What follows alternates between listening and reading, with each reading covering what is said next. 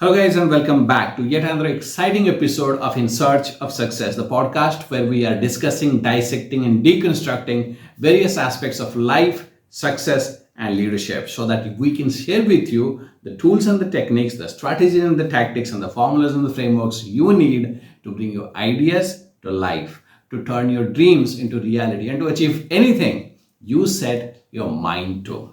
Now, today's guest is Heiner Schade. Now, Heiner is a retiree, but Heiner started his journey as a German federal police, and where he worked for 12 years, following which he spent more than 3 decades in the corporate world. Heiner retired as a mentor to leaders. Now, this discussion was pretty unique, and Heiner was abundant in sharing his experience, his journey, and his thoughts and coaching around how to become an effective leader and create the workplaces of the future. So go ahead, enjoy this discussion. I'll see you at the end. Hello, Heiner. Welcome to the podcast. Hello, Tibak. Thanks a lot for being invited. So let's begin with a very fundamental question. Do you think in today's time, leaders are abundant, or we are struggling to find the right kind of leaders in the corporate today? I believe there are leaders definitely available. The problem I see, or the challenge, to say it better, the challenge I see nowadays is to adapt to the change, mainly in the employee space. Mm-hmm.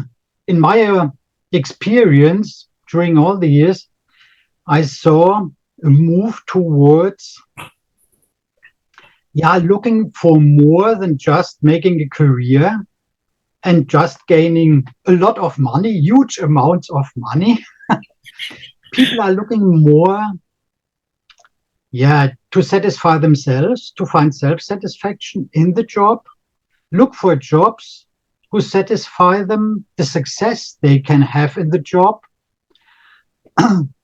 and striving much more towards the so-called work-life balance. I think it's a huge trend now in the what I would call the old economies in the Western European American world, where employers nowadays have to struggle to find employees and not vice versa, which was still the case about 20 years ago, right? Where employees where employers could choose among thousands of applications to fill 5 job roles. Right. But nowadays it is changing, and employers have to think about how to attract employees, right, to go for them. And employees are looking for their opportunity. Who offers more? And like I said, it's going beyond making money, having job security. And that's where leaders, among all the other, let's say, seasoned skills, have to add how to attract and keep employees nowadays. What would be your advice on that? That's a big challenge for a lot of leaders, hiring the right talent and then retaining the right talent for a longer duration. So what would be some of your advice from your experience? How do I... To say it frankly, 20, 30 years ago, you got directions which you put on your employees. You have to fulfill this. Then you measured it by KPIs. And for this, you got this amount of money. You have to do your job, mainly 8 hours, 9 hours, 10 hours, depends on how fast you were. Right. That was all, people were looking at. And I have to add, also the employees worked in this world. They were not really dissatisfied with this situation. But nowadays, still, you have to fulfill the targets of the company, because otherwise they won't make any money. And at one point in time, you won't have any salaries anymore. Right. But additionally, on top of this, you have to be more employee empathic and employee centric. Mhm. As you said correctly, you still have to find the right skills for the job. They have to bring, for different job roles, different skills into the job. But then you have, as a leader nowadays, to be much more focused on how could you gain most out of your employees' existing skills by also offering them an environment where they can gain job satisfaction. And you have to become more sensible for what means job satisfaction for the individual. It is not, in my opinion, not more real common saying any kind of software engineer aims for the same targets.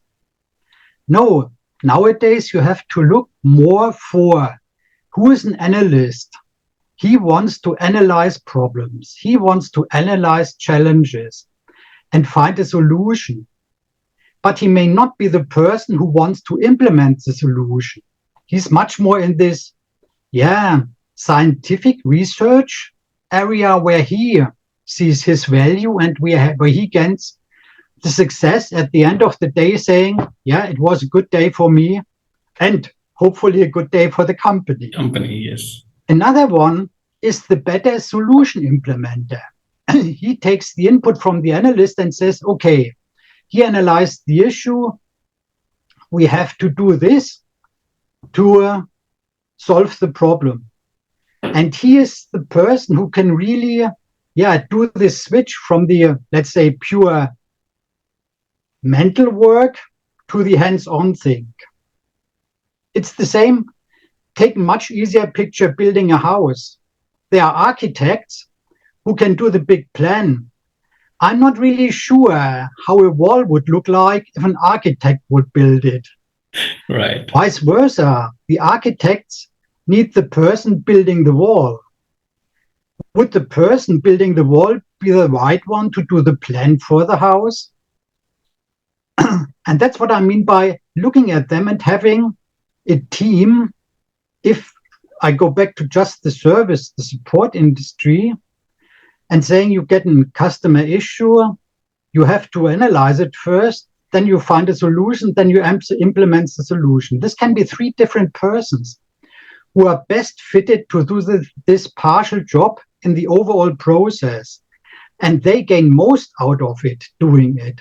And by having satisfied and at the end successful people, feeling successful people, the company gets most out of them. Right. So if I have to understand what you're saying is, as a leader today, what I have to become is much more aware of the individual potential of each of my employees. And let's say in a business term, we call it's the skill set of reading people, right? So if that's what I'm summarizing, what would be the skill that I would master as a leader? Let's say in Indian context, how this happens even today is you did some work, technical work for let's say 8 to 10 years to become a lead, and there's a 4 to 5 member team. Then from the team lead position, you go into a managerial position or assistant manager position. From there, you go into senior leadership roles, right? So that's how it has been so far. Let's say I've been promoted into a leadership role. Now I have to master the skill of understanding people in my team, as you just mentioned. So, what would be some of the skills that I must acquire in the market today? Much more emphasis on the social part of the job. There was always, in my opinion at least, there was always this part where you should show interest into the individual, demonstrating the value you put on them. Very easy things again. As soon as you hear about their birthday and learn it, note it down and just congratulate the next time. Gives the employee the feeling he is looked after. He is an individual within the team. It is not just a number within the whole team.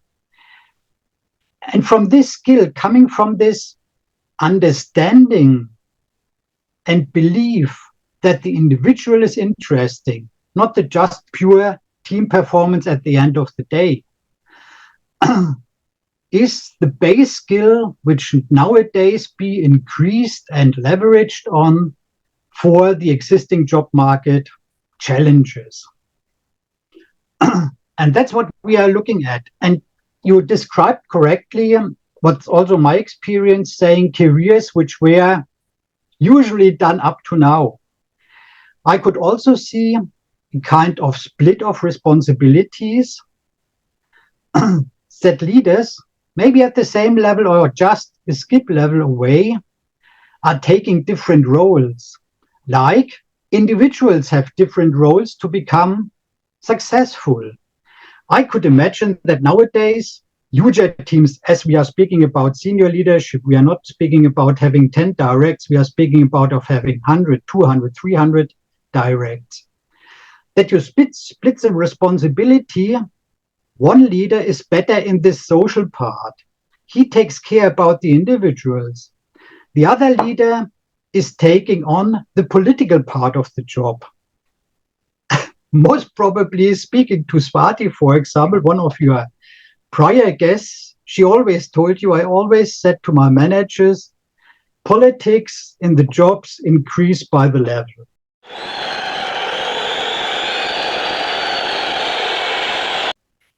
That's a fact which we will never change, even not in new leadership, most potentially.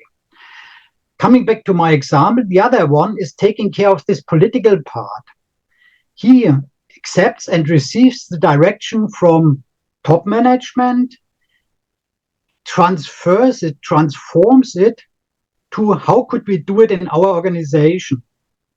And mastering, addressing the tactics, strategies for the team coming out from the directives from above. And these two working together, one giving the direction and the other one is taking care that everybody can follow the direction, in my opinion, nowadays would be more successful than having one leader trying to fulfill all roles. Because definitely, Deepak, we as senior leaders were close to God, nearly as good as we were. But I, in the meantime, don't believe it anymore. There may be people who are in certain aspects are better than we were. And why not combining the skills?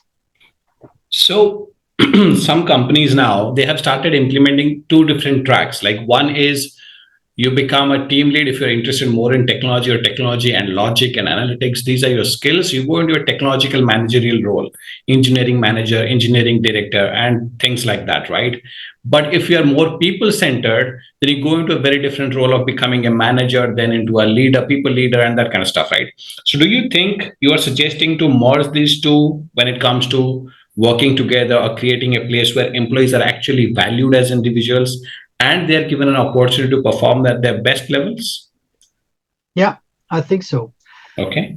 I believe we are not so much dependent on this pure technical leader roles anymore, because we are getting, due to better education, and I'm speaking globally now, even going beyond India, all over, the education levels are increasing.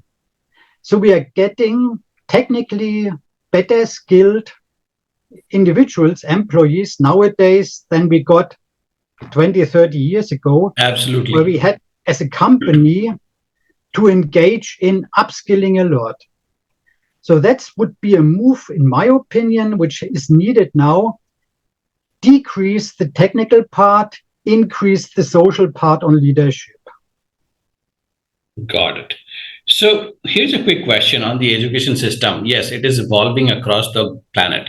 But do you think the education system is still focused on individual skills, or do you think it is inclusive of skill sets which make people a better leader, like emotional intelligence, like decision making, which is people decision making basically, right? Not logical decision making.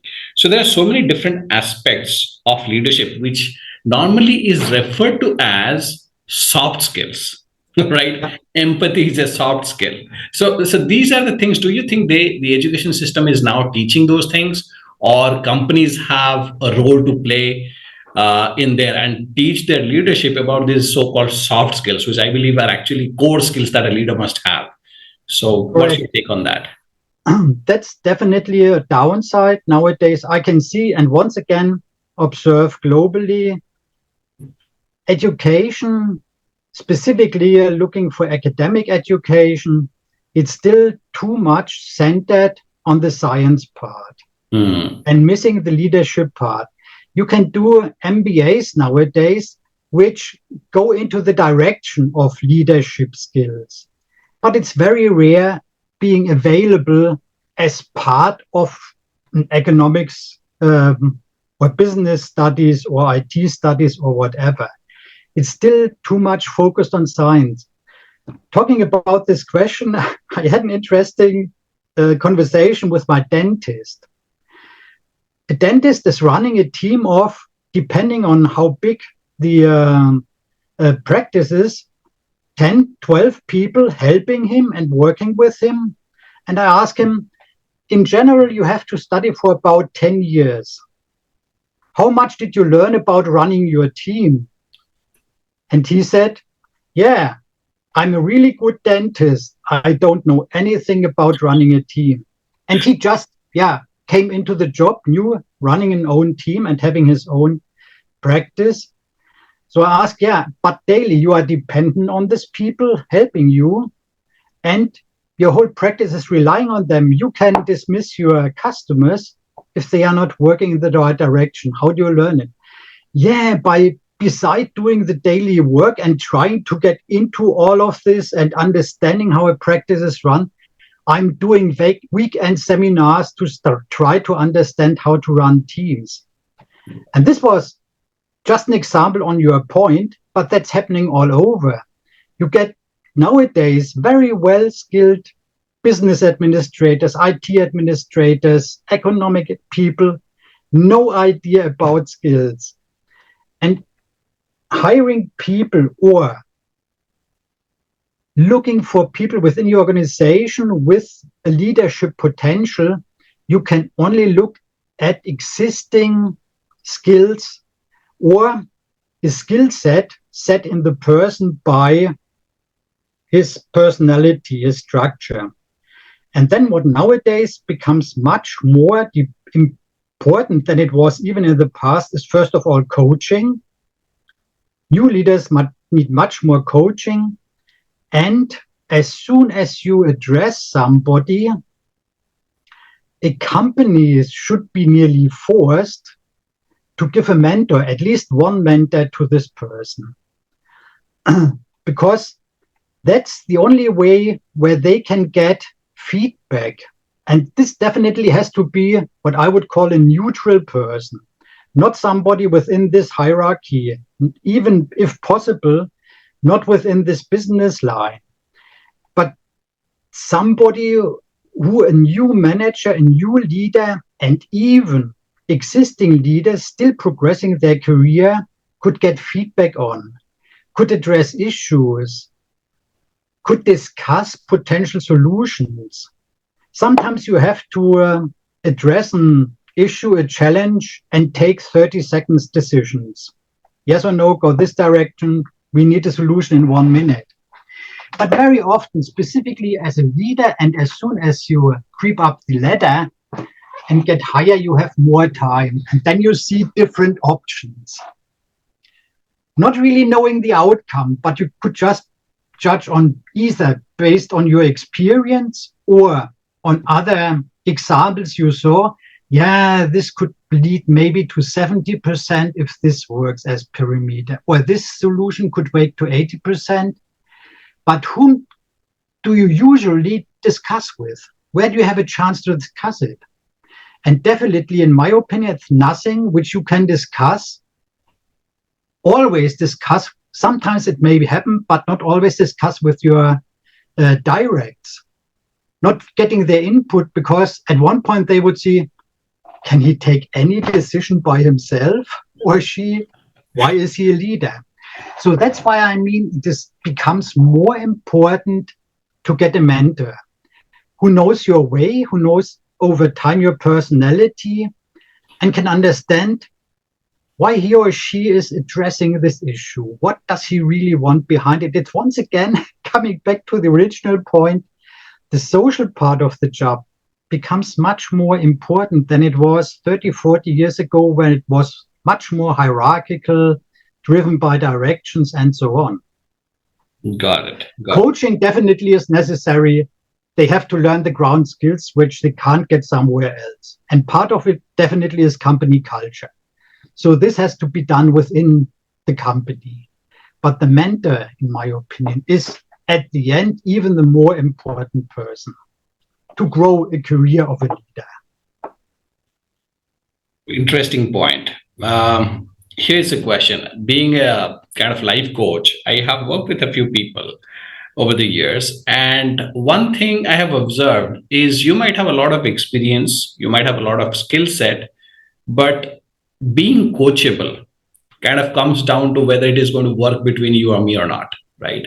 Being coachable is the precise point of the ability to take feedback and work on it.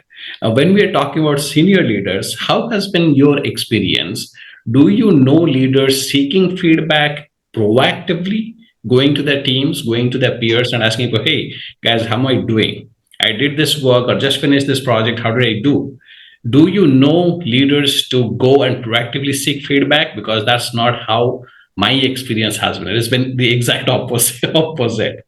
And there's a statement which is like, no feedback is good feedback for leaders, which I totally disagree with. So what's your experience been around that?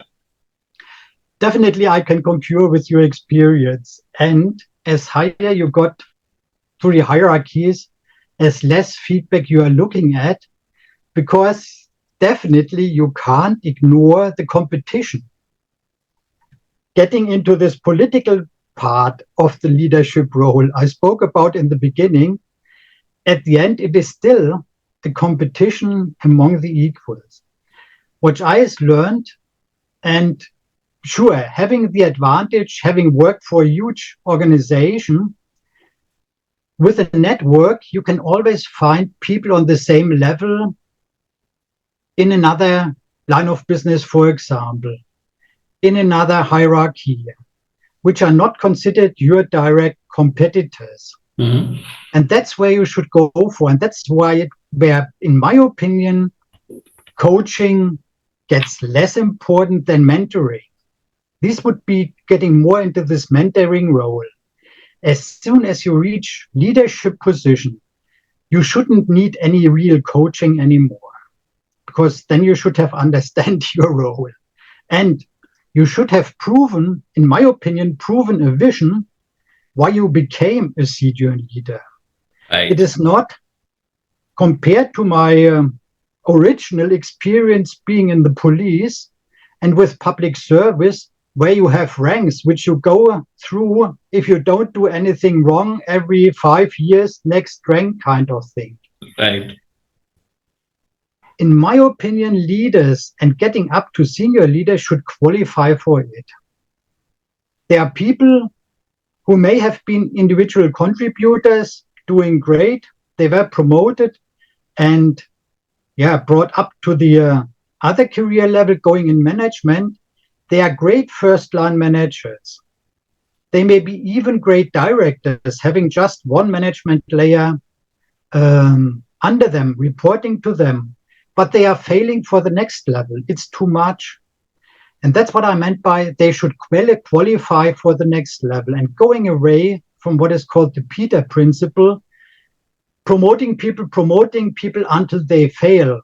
No, it's otherwise, in my opinion. It should be an application for the next role. And you should have proven that you have a vision, what you could do differently at the next level, what you could do better, what you could do more than the role you have currently. And then you are not so much into the problem with coaching, because then the person have an idea what they want to do. And that's what I mean.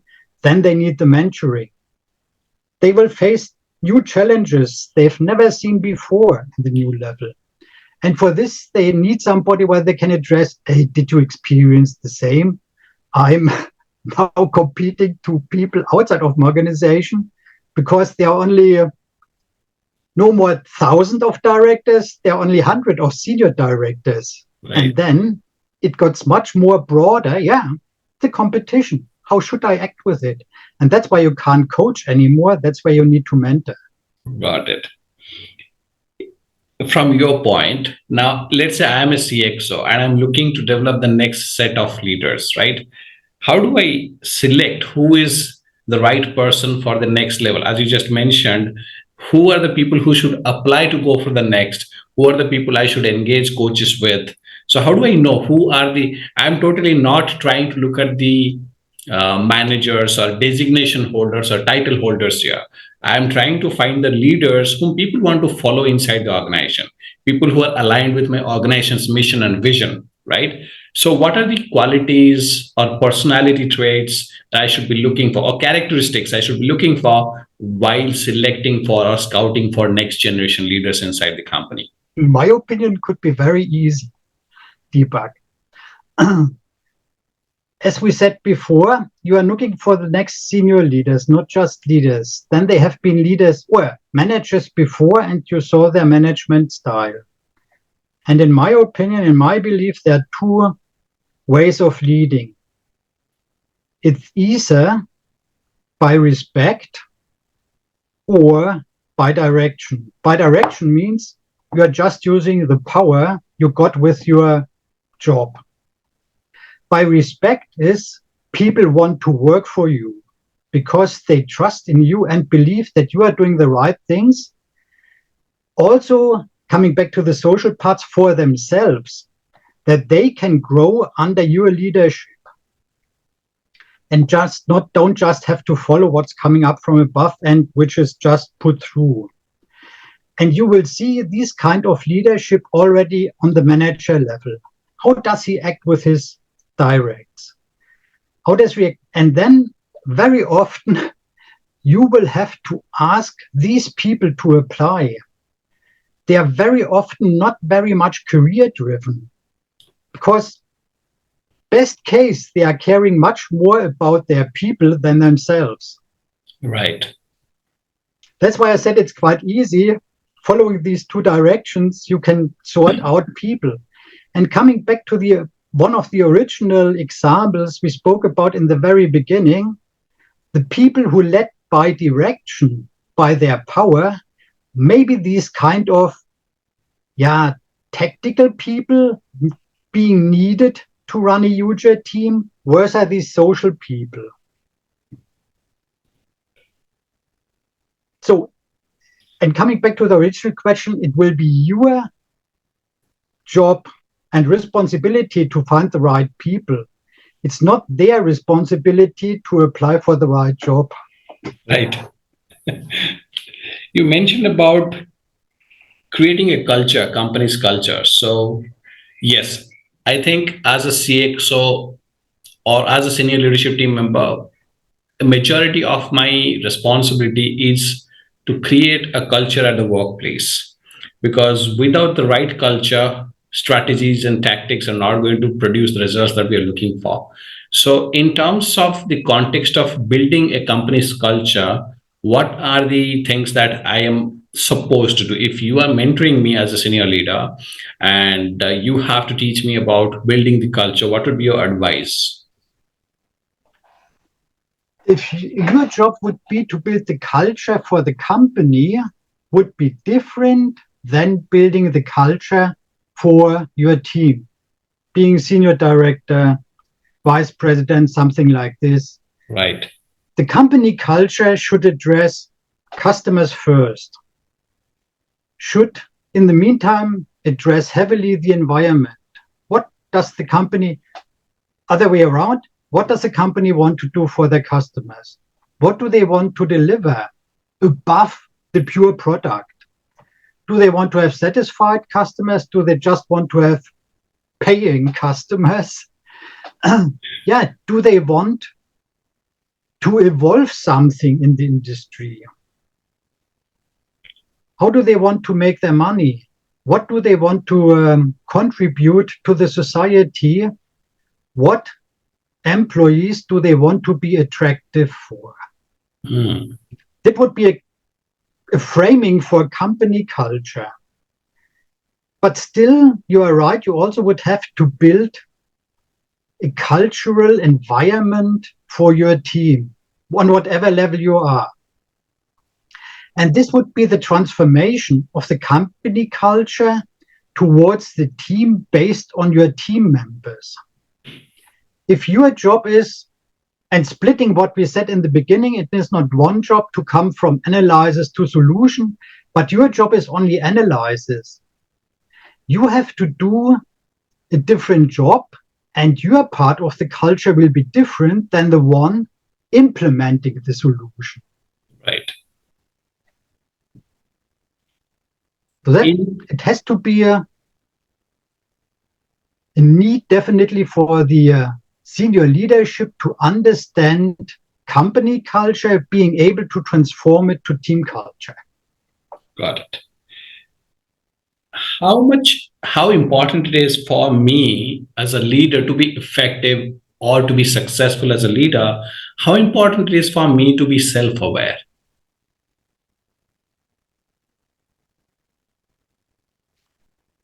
118%. Coming back to the statement of you are permanently on stage. Right. In the sense of meaning, whatever you do, independent of even what you are saying, just what you are doing is observed by, as senior leader, most probably hundreds of people. And there's even the gossip going around. Last week, I saw that leader XY did this and that gets interpreted already. Right. So that's the necessity, giving birth to the necessity that you are knowing who you are yourself, because that's what you are presenting to the people observing you. And that's where it is so necessary, as you spoke about it before, to gain feedback from kind of same level, above level people, to have a kind of reflection. Because if you would go, even nowadays, to your employees and say, basically, do you like me or not?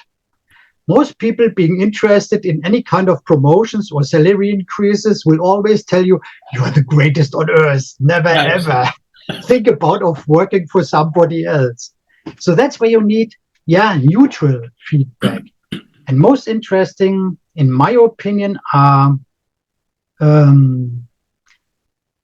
rounds or tools which are used for self-reflection, where even what I spoke about before, competing people are giving feedback on you. Because that's what I learned are the most critical ones. Definitely, they always try to find something negative where they are doing better. Even if it's not, in reality, not as negative as it is presented, it is a hint that you have a weak area at this point. And you have to be aware of how do you want to deal with it. Do you just leave it because it's part of your personality? Or do you want to address it and improve it in this area? No, definitely you have to be open, also open from your directs, definitely. If they come back and said, hey, last week you addressed this, or I was with you at the customer event and I saw this, maybe not too good. Invest as much as possible as creating an open environment in your organization that people feel good talking to you negative. In fact, that is where I was coming. Meaning in the sense of, meaning in the sense of debug, they should be open to tell you even encounters where they said, I believe you could have done better in this situation doing this and that. Or I talked to this employee and he perceived it differently than you most probably tried to engage it. And as soon as your directs are open enough to address these issues, you learn most of it. And another point, you yourself have to be open for learnings every day, because there are opportunities for learnings every day. And even if, as we spoke about at the very beginning, I'm retired in the meantime, until my last day, I would say I learned something at the evening, saying, yeah, this was something different. This was something I can take with. And you should keep this openness and never reach this level of, I saw everything on earth. Nobody can touch my experience. Right. Sorry, that's not true. In fact, that's what the core of the question was when I asked, as a leader, what kind of culture should I develop? What should I do to develop the culture? For example, culture of openness. What kind of behavior should I showcase? As you said, I'm on the stage. So everybody is observing my behaviors, my choices, my decisions, everything is being observed. So, what should my behavior that gives my team a hint that I'm open to your feedback? I'm approachable. Just come to my cabin and let me know what I did wrong and how can I improve. So that's what the point of the question is. For example, another part of culture building is probably one is feedback, one is safety. Like, for example, innovation is a very crucial element for any business today. And whenever there is innovation, there will be ideas, there will be experiments, there will be failures. But doing those experiments and knowing that I might fail, as an employee, am I feeling safe in this company's culture? And how, as a leader, I can ensure through my behavior that yes, failures are okay as long as we learn from them and as long as we don't repeat them, the same mistakes, right? So those are the points I wanted to basically elaborate and explore more on building the culture. So yes, this point kind of tied back nicely to that. Yeah. And maybe even, Deepak, to add to this, essential for creating this culture of openness is sharing your own values at the very beginning. It's coming to this, well said point, setting expectations. First of all, I have to address my own values. What is driving me in life? What is driving me in the company? What do I want to achieve? Basically asking the question, why do I come to the office every morning? Beyond making my money for a living. That's the one point. The other point you mentioned very well, giving this kind of safety. First of all, and that's only a kind of experience people should experience over time, that there is no punishment on openness. They could be even wrong. Address a point which they perceived wrongly or didn't understand, and you can address it and put it in the right framing that they can understand it. A third point, essentially important, and that's where I still believe in, definitely a point for discussion, is you have to protect your organization against above and against the outside. For the outside and for above, nothing goes wrong in your organization. You will address the mistakes and failures within your organization, but never to the outside. Right. Easy thing, coming back to service industry again, a customer complains to somebody far above in your hierarchy. And this comes down, this customer complained about this failure, whatever, miscommunication, whatever you did wrong. Never go back and said, oh yeah, I will look back, I will investigate, come back to you and tell you, yeah, senior manager XY did this mistake. With this address, you will never get openness because people will be afraid to do failures. You should say, I acknowledge mistake in my organization, I will address it and it will never happen again. As you said, there should be some learnings out of this behavior or failures, but never go out and make it easily take the excuse by addressing it. Yeah, XY in my organization did something wrong. No, you as the leader did something wrong if you need this excuse.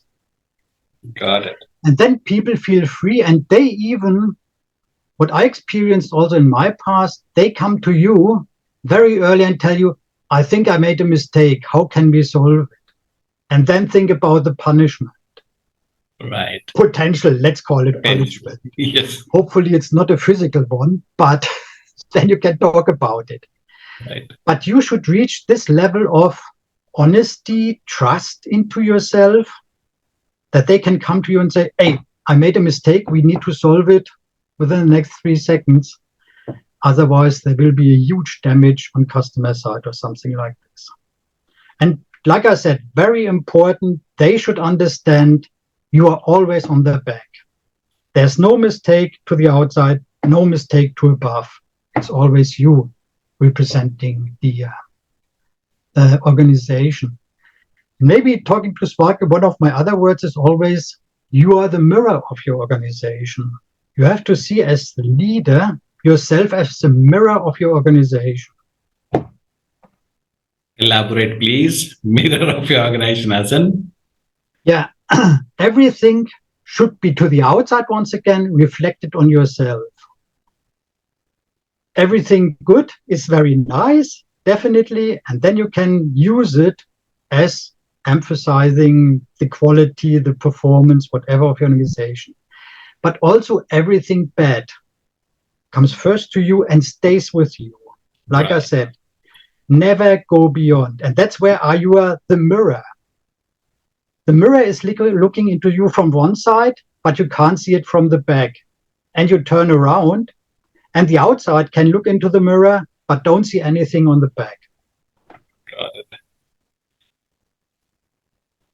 Here you mentioned about while creating a culture of openness, I have to first start by sharing my values.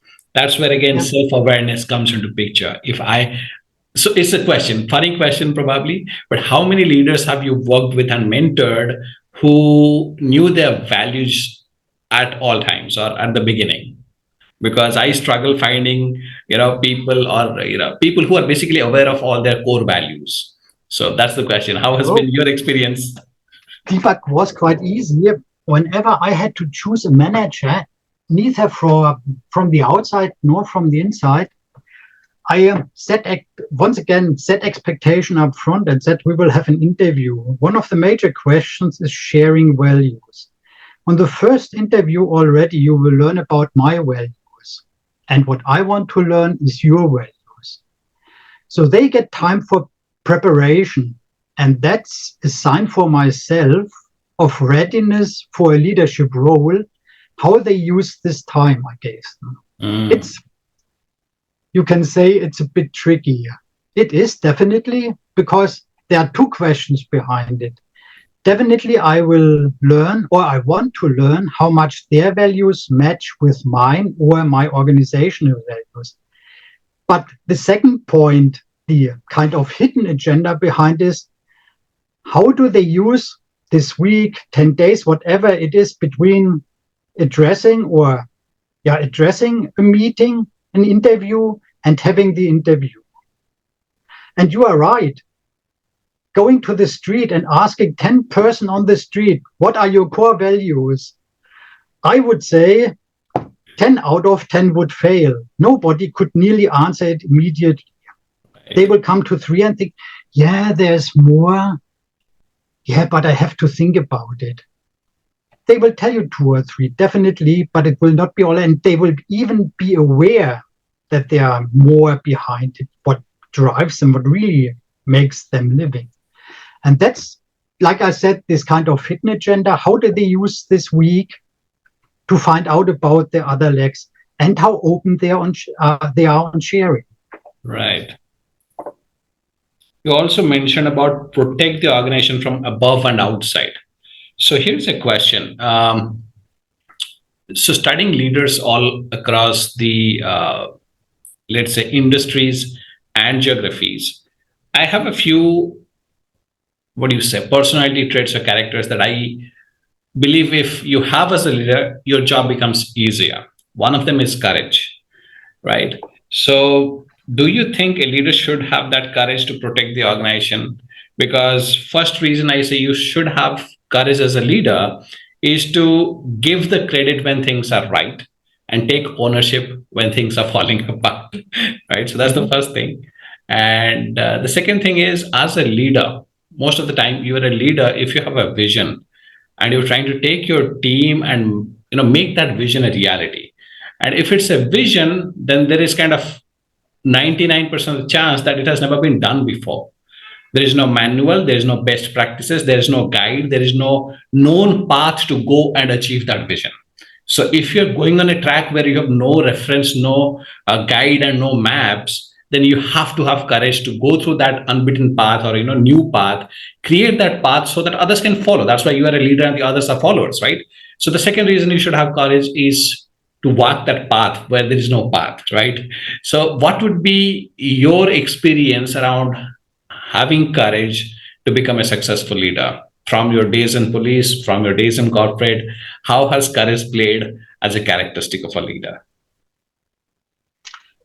It is, in my opinion, a bit more difficult than you just explained it, speaking about courage.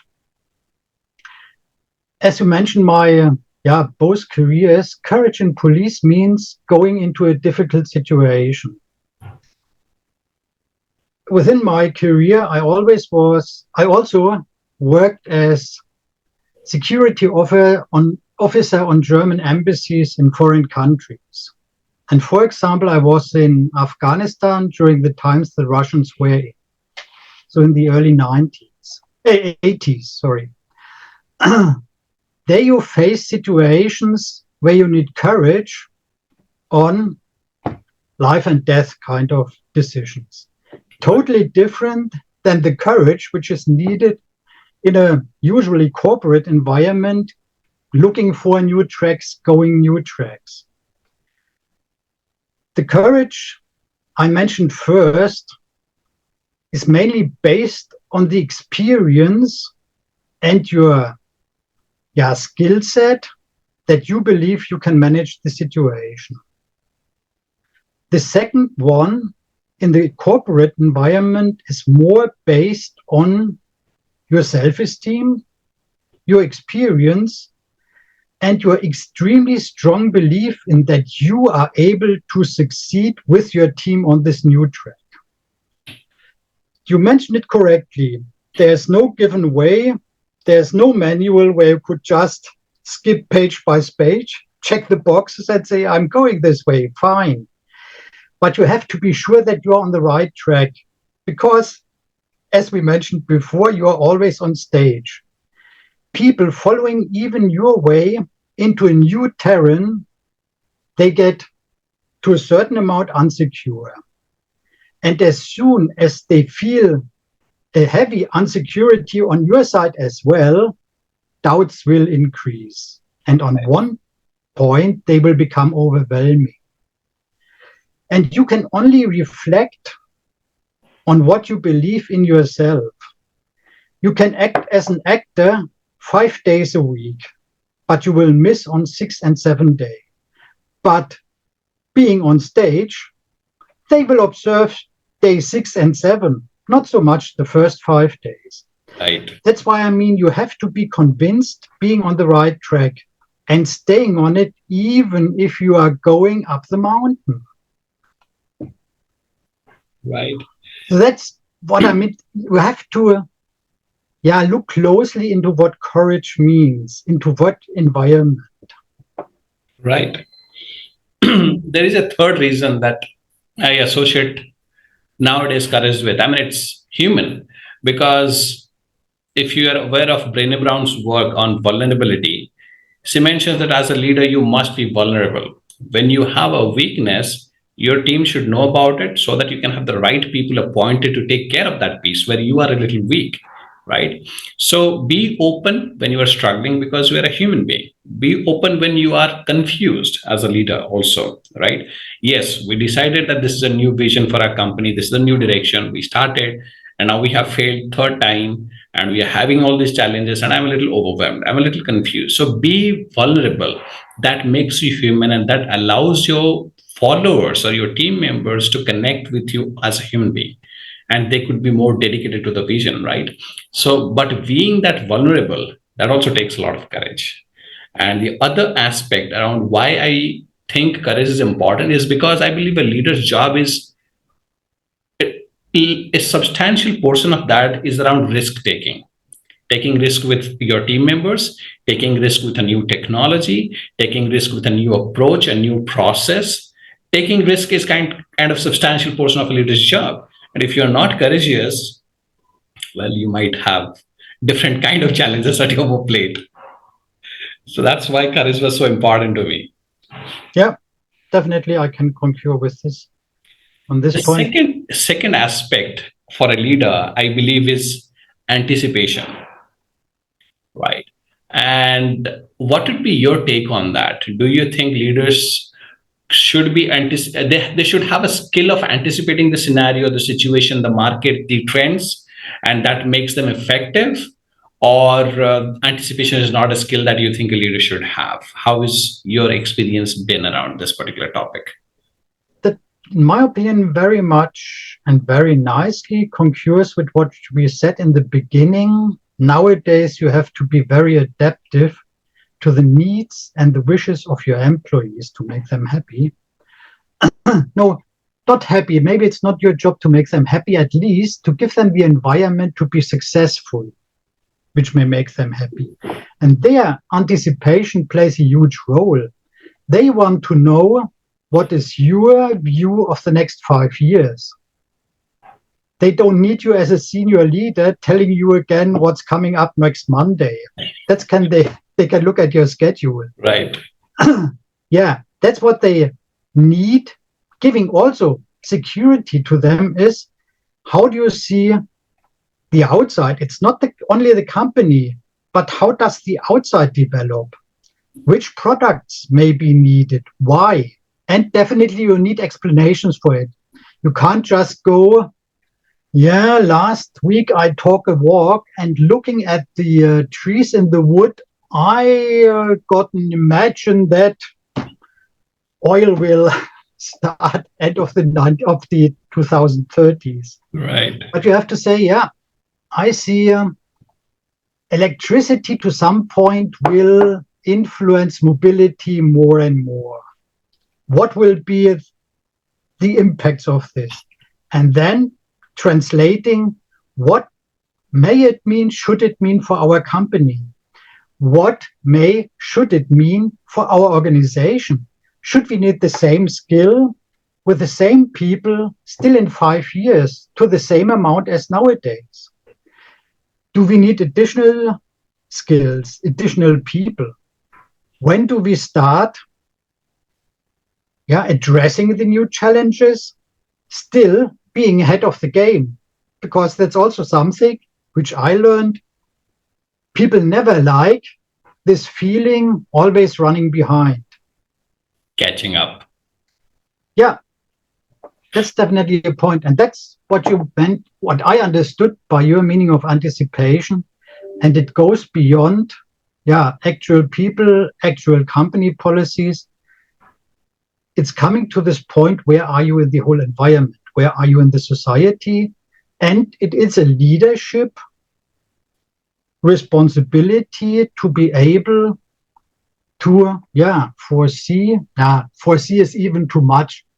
To understand where development are going to. Foresee is maybe too much demanded by a leader, but at least to understand the moods. Why is it going to this direction, and being able to explain it where you come from. Yeah. How important is leadership for a business's success? Like, a lot of MBA schools focus on strategy and operations and finances and people, every emotional intelligence, all that is right. But like a $1 million company versus a $1 billion company, do you think it is a leader who can make that difference? And this is just a little contextual. I'm just giving a little context. When Steve Jobs left Apple, the same company, the same technology, the same suppliers, the same supply chain, everything was the same, but the company started going down. But the moment he's back, the company started reviving and it went into where it was during his reign, right? So, is actually a leader capable of making that kind of difference from $1 million, a few $1 million business to a $1 billion business? Is it that important, really? Yeah, it is. In my opinion, the example you chose, the big difference was the belief and trust employees had in Steve Jobs. I would say and state nowadays, nobody really understood Steve Jobs. Where did he come from? Why? Well, what triggered his creativity? Very single point taking out of it, product presentations with Apple. Why was he able to be so different to all other companies marketing products? That's what millions of companies do. Right. What was so special about Steve Jobs announcing a technical gadget which was even not top of the notch? Right. And that's what, in my opinion, was the only difference. Employees believed in Steve Jobs. That's why they came up again. And what also triggered the going down, because the belief was away. And that's what, coming to your original question, makes the difference between a 1 million to a 1 billion company is thousands of companies are 1 million companies because they are doing the same. There's 1 billion company in this industry who does something different. They don't have different production machines. They don't have different production lines. They have a different leader who can make their company special. When you pull away this leader, all these kind of more soft factors, it boils down to the same as everybody else in this industry. Right. But the leader makes the difference, and the leader, once again, usually triggers, forms leaders under him. So the whole organization will be modeled very much towards this leader's personality, inspiration, creativity. Like I said, coming back to this pure example of product presentation in Apple, what do you think how employees reacted to this when they learned first about the success of it? How did internal presentation of ideas, new products change just following this exercise and this experience? Right. So it's not only we have a guru on the top and we all run the same way. No, sooner or later you inherit this thinking, this message. And you brought a very nice example with Steve Jobs, but you can go around in the industry and find other people as well, car manufacturers, pharmacists, whatever. Interesting. And yeah, once again, coming back to this original point, you are always on stage. Steve Jobs, once again, was on stage and was observed by his employees. Yeah. Right.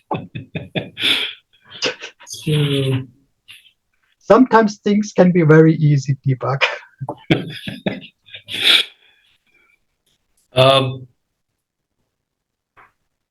If I am a mentor, a coach inside the company, and What are you, a mentor or a coach? Interesting. So let's say I'm a mentor right now, and my job is to, as you just said, Steve's capability. One of his abilities was to develop the next generation of leaders who can make the decisions. They were empowered and they could do all kinds of things, right? So if I have to create the same thing within my company, what should I do? What would be those one or two things that I should start doing today? I think we spoke about most of it during the whole last hour. That's once again building, where the base point is building this open environment, enabling people to be successful. With this open environment, you can engage and encourage people to try out new things. And we spoke about this, for example, having their back, protecting these people. They can fail. And they learn that they can fail. And they have ideas, even they get resources and budgets for these ideas and fail. Right. As you mentioned very correctly, shouldn't happen too often, these failures, and there should be learnings in it. But they know yeah, we can develop freely 10 products. If 2 out of them succeed, we are successful all over. But Right. we were allowed to have 8 failures, or 8 which didn't make it to the top, which never came to the market. So it's this kind of creativity, or freedom of creativity you have to create, all in this open environment where so much is in it. Makes a lot of sense. So, when it comes to leadership, do you think gender makes any difference? Yes, I have to admit, women are better on the social part than males in general. Sure, I can't say XY is better than XZ, but in general, looking at 4 billion women at the world and 4 billion men in the world, How much? females up to now are doing better. I think also why? Because they still believe they have to engage more, they have to do more, they have to be better to prove to be on the same level than males. We have to admit, and that's why I said, sorry, I am a male, but I have to admit we are still in a patriarchal world, living in a Right. patriarchal world, which in my opinion is a pity. I had always very good experience with women. And like I said, specifically on the social part, there are males who could learn from real females, not vice versa. That makes the difference in gender. Otherwise, performance-wise, no difference at all levels. I saw it as, or I observed it as individual contributors as well as managers. My opinion, doing the same job, same quality, same results with different approach, definitely. But that's what you need. You don't need 5 people in the same uniform. You need 5 people in different uniforms fulfilling your mission. Right. As a leader, I should have all the answers, versus as a leader, I should know the right question to ask at the right time. Which leader is better? Know all the answers, that belief system, or I might not know all the answers, but I should know the right questions. Which leader is better, and what's your advice on advice on that? The mixture of it. And even, in my opinion, you can play with it.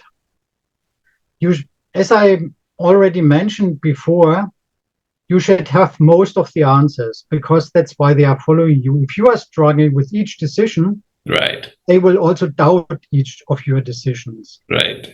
On the other hand, you should be open enough to seek clarification on areas where you are definitely weak.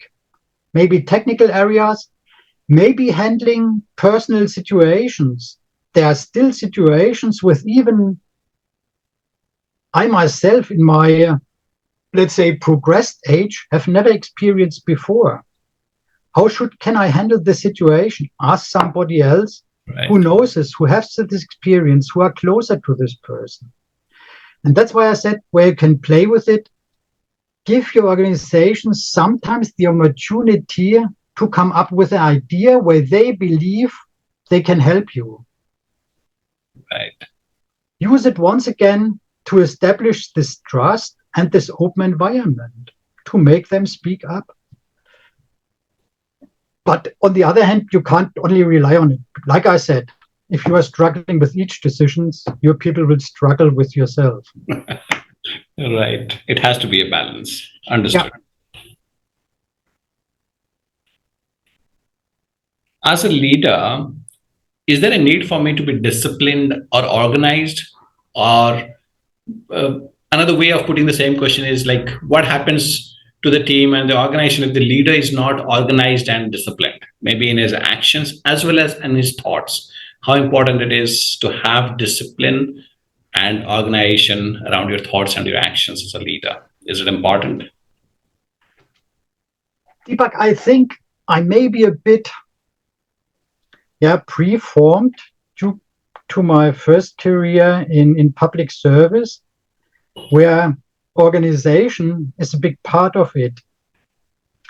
And I learned that organization always helps a lot, specifically in these jobs. So that's why I may be neglected or very much intended to work for being organized.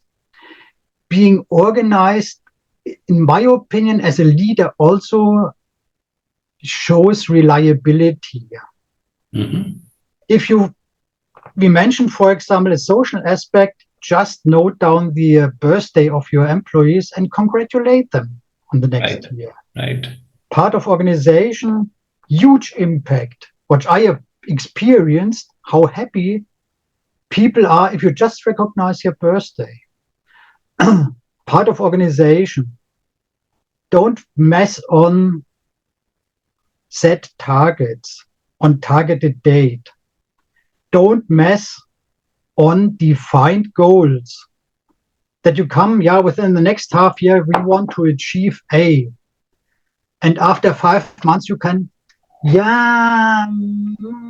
as usual, I thought about it during all the time. And in the meantime, I believe it may be better to have A minus B plus C as the target in 1 month, because still the old target is there. All based on organization. Background of it, staying reliable. And for this, you need organization. That's in my opinion. It doesn't matter how your desk look like. Not this kind of organization. Right. But once again, what does it mean on the stage being organized? Right. I believe, in my experience, if you have organized habits or disciplines, the return they give is always multifold. It's not linear. Little bit, as you just said, a small birthday wish, the return on that investment of organization or discipline is much more than you can accomplish, right? So, yes, discipline plays its roles. So, you have, so how, it's a kind of personal question. You're married? Yeah, You have kids? yeah. Married for how many years, if I may? 29. 29 years. 29 years of an institution called marriage, right? Anything that can flow into leadership, or the second part of it, parenting and leadership, do you see an overlap?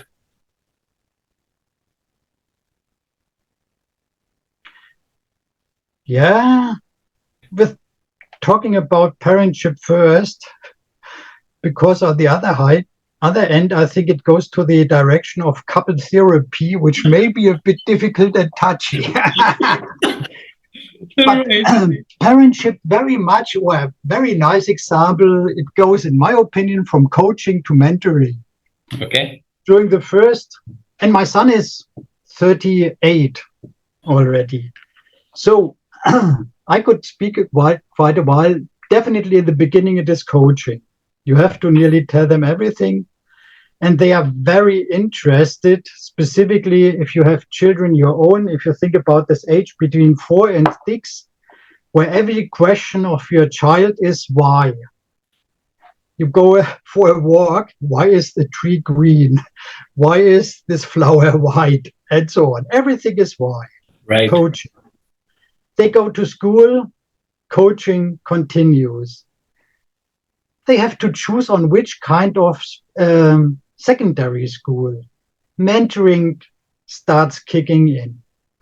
Because to a certain amount, they're already able to bring in own decision points. I would never say that they are in the age of between 8 and 10 able to decide on their own, but they can bring in valid decision points. That's where mentoring gets into it. They go through their school's career, do their studies or apprenticeship, whatever, and then it turns to pure mentoring. You can share experience, help them with first partnerships, missing on partnerships, and so on. That's, very easy. I would never dare to say that coaching plays or should play a role in a partnership. Because then it's not a partnership, then it becomes a dictatorship. Right. One thing always that whenever why I include the question is one thing I have experienced or learned is when I become a parent, I first kind of experienced being the elder in the family with two other brothers. It's kind of always my way, right? But when you become a parent, you understand that your way is the thing of the past. It's they first, right? So in a way, a leader has to be selfless and focused on his team, his customer, and his organization. So that part I learned after becoming a parent. I experienced it's not about learning, I knew that, but experience, yes, become selfless and put somebody else's interest in before yours. That part kind of flew from parenting to my leadership style. So that's why I always include this question: what has parenting to do with leadership? How does it Yeah. matter? Now, as last couple of questions, um, building the workplace of the future, especially post-pandemic era. I will mention a discussion or a podcast or interview I was looking at Indra Nui, the former CEO of PepsiCo, and she Mhm. mentioned that post-pandemic it has. So yes, when we're talking about designing the workplace of the future, or it is obvious that we talk about the technology, we talk about the people, we talk about the education, we talk about the advancements in transportation, and all those things matter. But going forward, what we have to start doing as corporate heads or as CXOs or senior leaders is that the discussion of future workplaces at the center should be the topic of forming a family, right? Where you are focused on becoming the parents or you are being the caregiver to your parents, whatever it is, right? Going forward, a leader should ensure that whenever there is a discussion of creating the future for their organizations, future workplaces, future cultures, forming a family should be the central piece of the discussion because we are all human. So, what's your uh, suggestion or advice on to leaders who are building the workplaces of future? And what's your take on Indra's suggestion that yes, building a family should be the centerpiece of all these discussions going forward? Where I would enlarge it, I'm not really happy with the statement on focusing on a family. It is coming back to the point we spoke about. First of all, creating this open environment. And it means much more than we understand or look at open environment nowadays. For me, it means independent where the employee works. Could be Mhm. at home, could be in a holiday resort. Right. Whenever he delivers expected and agreed results. However, he transports, where he is living, in which environment he is living. It is independent. What we should ensure, and that's why I wanted to say I would enlarge this perspective, is giving them a working environment or providing a working environment which fits into his personal needs. Go away from this picture of the family and think about a very successful sportsman in an area where he can't live on. No professional, Right. let's say, on a lot of sports you can live nowadays. Just what struck my mind, bowling. This person, whole desire in his age between 20 and 30 is to become the Indian champion in bowling. His focus will be bowling, not family, no personal relationship, no social relationship, nothing. So, you learn, you always have training times between 2 o'clock in the afternoon and 6 o'clock in the evening because that's the only time the bowling court is available. Then you have to make sure that he can deliver the agreed performance successes around these times. And that's with this example I wanted to say, or I wanted to express why I would enlarge it. For a lot of people, it may be right. It may be if I'm allowed to, I would bring an example which is also in discussion very much. 20 years ago, I had a homosexual in my team, which was still, even in the old economies, a kind of taboo. Never spoke, when nobody tried to speak about it. For him, the biggest problem at his age was living with his orientation in the existing society, starting that at this point, when he joined my organization and opened up to myself, he even didn't tell it his parents so far. So making him successful or giving him a chance to become successful is creating an environment where he didn't have to care about his orientation during war, because he was involved so much in his private life, how to address it, how to work with it, how in this environment, to at least give him the freedom to just focus on his work, to focus on where he can be successful in the job, which gave him self-esteem and then the courage. And one day he came back to me and said, and last weekend I spoke to my parents, and after some struggle, they agreed to it and they can live with it, which took a huge block from his body again. So that's why, coming back to the, I think, very early statement in our whole discussion, being more empathic on the overall individual, not looking on his skills he brings for the job and maybe his drivers to become successful, looking on the whole environment, what impacts his success potentially. And it's your job to create this environment in the job. Definitely, I never saw it as my responsibility to make statements to the Munich homosexual community about him or something like this. That's his private area. But within the job is my responsibility to make him, or to give him the environment to be successful as everybody else. Right. Another one, as you said, focus on his family. He just gets a new babies. He may be a bit distracted during the first weeks, as we know from experience. Right. So make it possible for him to be a new mother, a new father. Right. No, and that's why I wanted to enlarge it. You have to see a bigger picture than just comparing it to family. Right. Got it.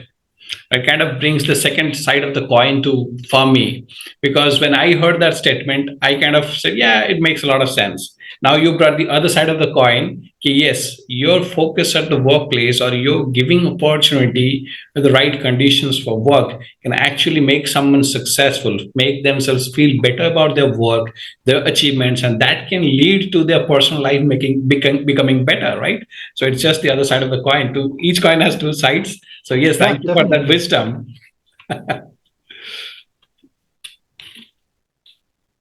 What is the best leadership advice you have ever gotten? What I have got? The best leadership advice you have ever gotten.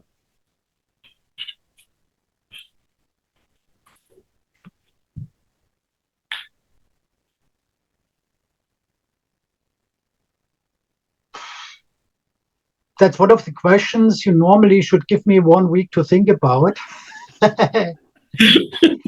But what struck my mind immediately is be patient.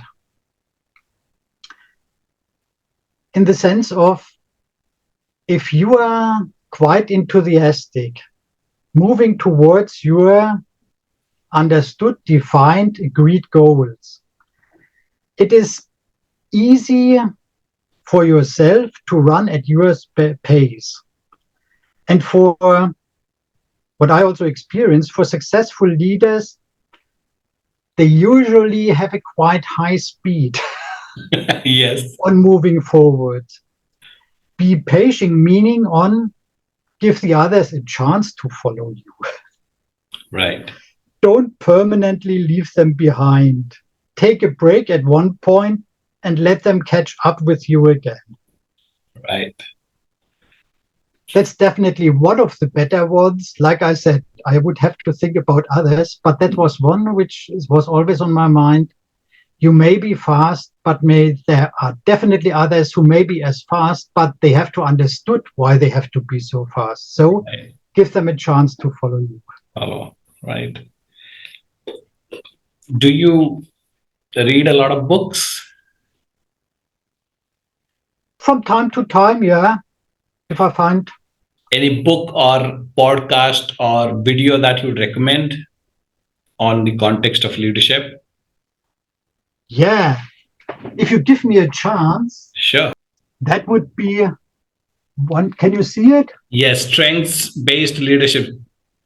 Yeah, that's one of the books I would recommend because it followed, or it helped me a lot on my belief in don't focus so much on weaknesses people have, focus on their strengths and use them for the team.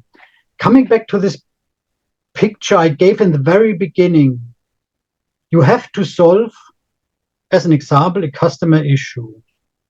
For this, you need the analyze, you need the solution, and you need this solution implementation. Now you can put it on one person, all three tasks, and tell them, you're not good in analyze. You have to go for this training. You have to do this job. But mentally, they are differently structured. They will always run short on this skill with all the trainings. Do it vice versa. Find the strengths of your people and combine them. Because then at the overall, you will have a much better performance than you would focus on addressing the weaknesses and trying to leverage on them. And this book, for example, also gives that advice where you can run this strengths finding process through your leadership team. And then find out, oh yeah, this person is very strong in this area and this one another, which you may not observe so much in daily business, in the daily life.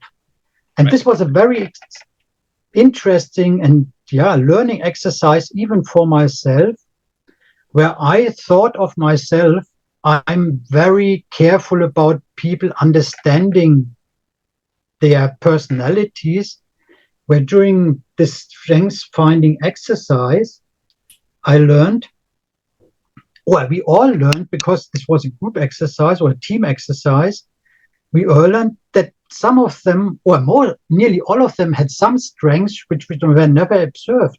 But knowing about them, we introduced them into our team performance goals and said, yeah, this one can focus on this for all of us, because he is so strong in this area that he overachieves all of us. So give him the freedom to focus on this and take on some of his daily usual responsibilities, and put it to somebody else who is great in just exercising, for example.